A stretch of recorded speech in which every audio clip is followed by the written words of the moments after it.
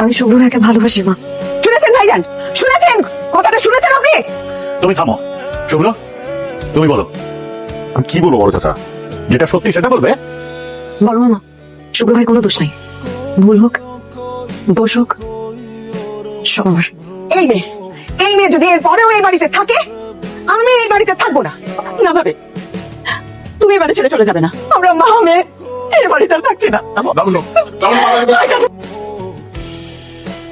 মানুষ যখন খুব কাছে থাকে তখন তার মূল্য বোঝা যায় না। কাজলই তোর সবচেয়ে বেশি আপন ছিল। তুমি না খোঁজে একটা তুই খোঁজা। কেমন আছো? শুভ্র তুই? কাজল আছে? কাজলকে একটু ডাকো না। কাজল নাই, তুই চলে যা। ও কেন মিথ্যা বলছো? আমি জানি কাজল বাসায় আছে। ওকে একটু ডাকো না, আমি জাস্ট 2টা মিনিট বসে। কাজল, তুমি চলে যাও প্লিজ।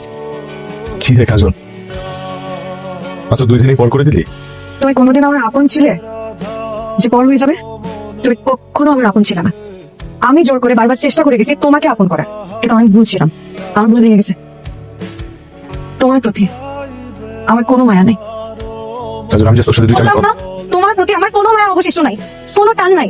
তুমি চলে যাও প্লিজ। এতটুকু না? না, তুই যাও প্লিজ। কাজল,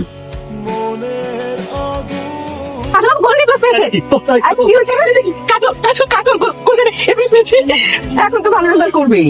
ইচ্ছে করে ফেল করে তার কোনো লাভ হয় নাই, তাই না? শুভ্র, শুভ্র কাজল তো ফাটাই দিছে। মানে ও ইউনিভার্সিটি অফ মেলবোর্নে ফুল স্কলারশিপ পাইছে। দেখ, লাবণ্য মেয়েটার এভাবে বিয়ে দিবে আমাদের জানালো না। কেন জানাবে বলো?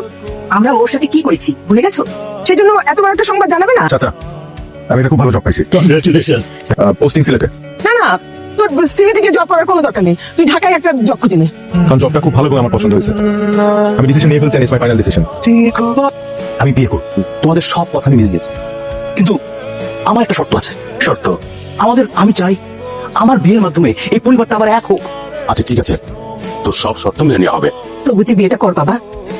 প্রথম তো হেমোটা বিয়ে করতে রাজি হয়েছে। তুই তোর একমাত্র ফুপু, তুই না থাকলে হয়তো বিয়েটা করতেই রাজি হবে না। আমাকে তুই মাফ করে দেবো। কি বলছো ভাবে? তুমি তো বড়।